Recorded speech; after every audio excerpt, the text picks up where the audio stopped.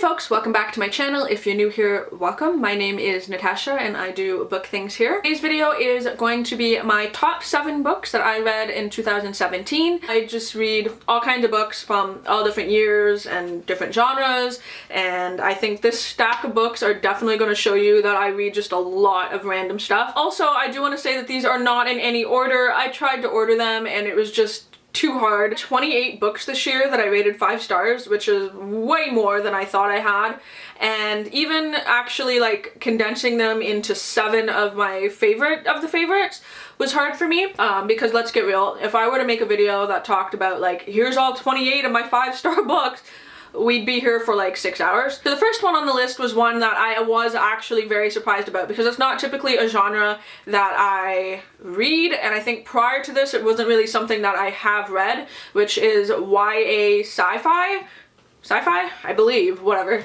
And that is Illuminae. This is just fantastic. This is so good. Definitely, I think everyone should give this book a try, but there's a couple reasons why I really like this. This was one of my first sort of like adventures into sci-fi, and honestly, I'm so happy that it was this book. This follows the story of teenagers in the future, like 500 years from now, and they're living on this world that gets attacked, and then they move into like living on a spacecraft, and just a lot of space drama, and I freaking love this. And the reason why I loved it was the format, told in like case files, dossier, kind of like classified information. So this is the first book in my like adult life that I realized could be told in that format. I hadn't seen anything like that in my readings. I was pretty much reading like, you know, traditional formatted books. I realized that any sort of books that have, I call it mixed media, but like any other sort of like format other than just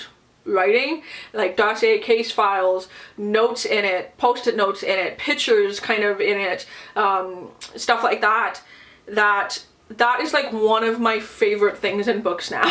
Pretty much anytime I see a book that has any sort of like, you know, format like that, or like hidden things in it, pictures, case files, I'm like, yeah, need to read that. For example, you know, I'm reading a Night Film right now, which I have a feeling this is probably going to be one of my favorite books of 2017, which I will let you guys know because I'm reading that and I'm absolutely loving it.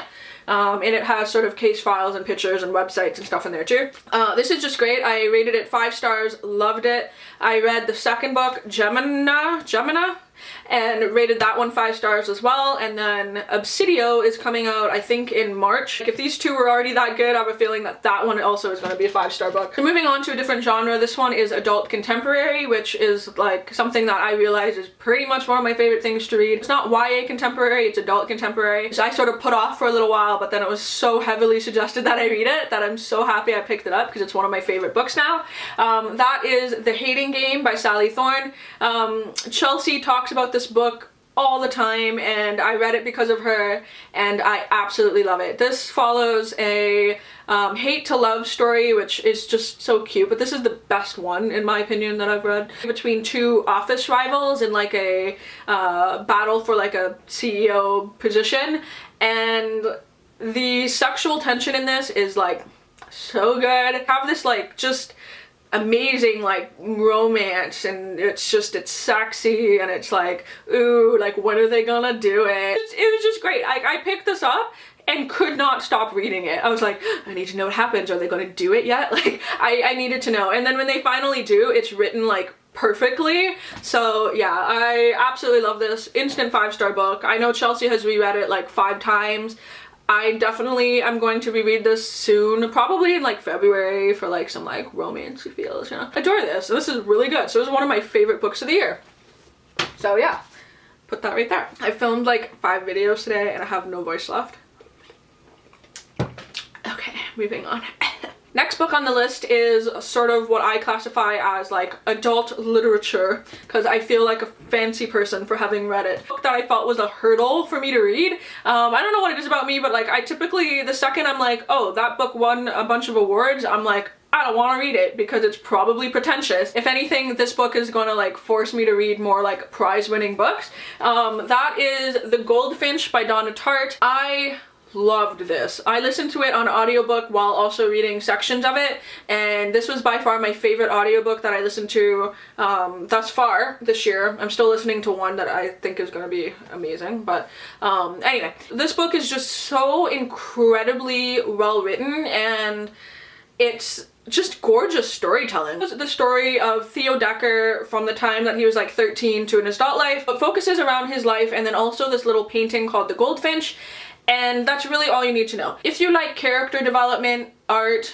history, rich characters, adventure, sort of like heist and stuff like that, you will love this. This is just, oh my god, the storytelling is so good. I feel like listening to the audiobook, it filled me with such amazing visuals that like it was like listening and seeing a movie at the same time. Like I know everything about this character now and all the people that he interacts with. Like it was just very, very visual and just amazing storytelling. So this was by far, I think personally, the best writing that I read this year. So I picked up another book by Donna Tartt. It's on my TBR, and I'm planning on getting like all of them. This is telling of her writing. I want to read more and all of it because it's fantastic. Next on my favorites is a road trip book. You guys know road trip novels are some of my favorite novels, so I figured I would have to include the one that was my absolute favorite this year, and that is Amy and Roger's Epic Detour by Morgan Matson.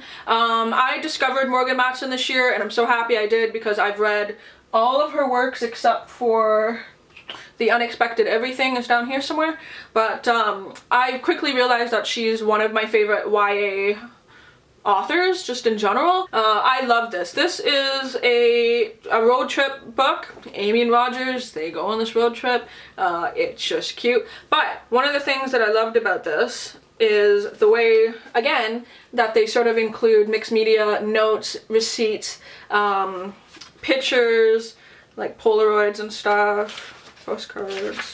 Yeah, here we go. Like a travel notebook and stuff. I freaking love that because that is the kind of person I am. When I go on road trips, I keep like receipts from everywhere. I send myself postcards and all of that stuff, and it just gave me like such good feels. This is a book that like just made you happy, like just made me really happy when I read it. I finished it and went, yes. Like I love that. It's just cute, and I feel like it's one of my favorite books is just sort of like a fluffy cute book. That's okay because, you know, I read some darker stuff. Yeah, I read a lot of horror stuff, but like sometimes I just need like a really truly feel good, like warms my soul book, and that's what this was. I loved it. I gave it 5 stars and I recommend it. So up next is a YA contemporary that focuses very much on friendship, which I love, and I love that there's a little bit of talk of romance, but mostly like a self-discovery kind of aspect to it. This is, again, no surprise for anyone who's been watching me for a little bit of time. This is Dress Codes for Small Towns by Courtney Stevens. So yeah, like I love this book, and I think everyone should read it. And I've suggested it time and time again. I know a lot of people are reading it because of me, so I love that. So this is just a really cute coming of age story about the main character named Billy. She lives in this small town, and like the talks of small town resonate so deeply in my heart because I'm from a small town, and the friendships in this, she's friends with this group, they call themselves the Hexagon. There's like 6 people. Everyone in the Hexagon are wonderful, like they're all fun characters and just like really, really cute. And she is trying to figure out, you know, her platonic love between her girlfriends and her guy friends, what that means, her sexuality, also dealing with like religious parents and like this small town dynamic. It's just so beautiful, and like the friendships in this, like there's little parts in this that I went, oh yeah, like my friends in high school and I would have done that. We would have talked like that. You know, I knew people like this. Yeah, I loved it. I could see how some people might think it was just like a simple story, but like to me, I just got so much more out of it. And I loved it. There's also like a fall festival in this in the town, and it just gives me fall feels, and like I love fall. I knew the second I put this book down that it was going to be one of my favorites for the year, and it definitely was. Like it's just, it's really, really good, and I'm so happy that I read it and I picked it up.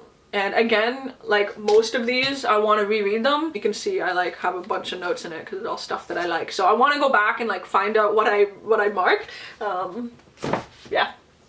Super cute. Next is a nonfiction, which is not typically something that I read, but again, like a different type of genre. And this was like absolutely one of my favorite books that I read this year. This is Smoke Gets in Your Eyes and Other Lessons from the Crematory by Caitlin Doherty.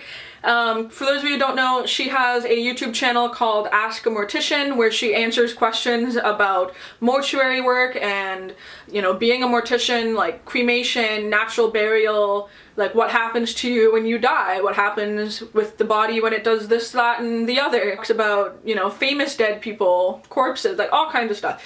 If you're morbid like me and you like learning about that stuff, this book is really fun. Definitely check out her YouTube channel because she has the type of personality that I'm like, I love her personality, but I know some people may not. It might not be everyone's taste. I read this when we were on our honeymoon, which is kind of like a morbid thing to read, but we were going to the catacombs. It was around Halloween, so I felt like it was perfect to read. And there were certain parts in this that I was reading out loud to Jeff, and he was like, I can't handle that. He doesn't like thinking about it. If you're a person who likes thinking about death, who likes thinking about, like, you know, what happens when someone is cremated, read this book. It's fascinating, and there's a lot of like funny elements in it. There's just like some really intense things that like I never knew and now I know, and that's knowledge I can't forget about bodies and stuff like that. Like, it's one thing to read a book and be sort of jarred by like what the author's talking about. Like, read a Stephen King and you're like, whoa, that's freaky. It's another thing when this is what happens in real life. This is what happens to your body after death, and like that's really like, whoa, freaky. Like, that's very jarring, and I loved it. She has another book out that is like the #1 book on my Christmas list, so yeah, if that says anything about this sort of topic and the writing, definitely one of my favorites, and I will for sure get every single book that she puts out from now until ever. Here's another YA book, which I feel like is the most important book that was released in 2017, in my opinion, that I have read, and that is The Hate You Give by Angie Thomas. I think this is going to be on most people's favorite of the year if they read it. This book is just so important, and it just hit me in so many ways that I'm like, why is this not a story that is being told all the time, and more stories like this. This happens in the world. If you're not aware, this follows the story of a 16-year-old named Star who witnesses her friend become a victim of police brutality, and she deals with her emotions and what it means for her community after that happens. And while I was reading this, I just got, I'm gonna get emotional, like emotionally invested in this book, because I read it and went, yeah, of course I know that this happens in day-to-day stuff. You know, I'm on Tumblr, I'm on Twitter, I see these things, and yet I'm reading it and I'm realizing this is the first book that I've read that tells this story. Why is this the first book that I've read that tells this story when this is something that happens in day-to-day life? It has happened, it's been happening for many years on many different levels, and why is it just now am I reading this book that I feel like is so important and that the story needs to be told? And I think that's more what I got from it and why it sort of like really stuck with me. I just feel like this book needs to be told 1,000 times by 1,000 different authors. That's not to say that this book isn't amazing in itself. It definitely is. The storytelling's incredible. I'm shocked that this is Angie Thomas's first book, and I definitely want to read like anything she releases from now on. This book is just very important. It's just super important, and I feel like it just needs to get in the hands of everybody, especially teens, and it's been implemented in schools. And I realized just recently that it's been banned from schools, and like, oh, that's a whole other subject, but like, I got just like pissed, like so heated that it got banned from schools, because I was just like, no, this is definitely a book that everyone should read, regardless of like age, race, religion, gender, doesn't matter, just fucking read this book. Like, it needs to be read, that's all. So those are the 7 books that I considered my favorites of the year. I definitely have other books that I really like I mentioned in the beginning of this video. I had 28 5-star books, and so it was hard for me to pick you know, my top favorites, but I feel like it gives sort of a good range of different genres that I read, and that I really do like a whole variety of things. It's called My Reading is Odd, and I know that's kind of like a, you know, a copy of My Eyeshadow is Odd, which is a whole other story of how I got that name, but I feel like My Reading is Odd is actually translating properly in this channel, in that I do read across a multitude of genres, and my reading can be considered a bit odd, so I do like that. Let me know down in the comments if you've read any of these books. Do you like them? Did you suggest them? You know, open up conversations. Talk to me down below. Anyway, without rambling on too long, I will talk to you guys in my next video. Bye!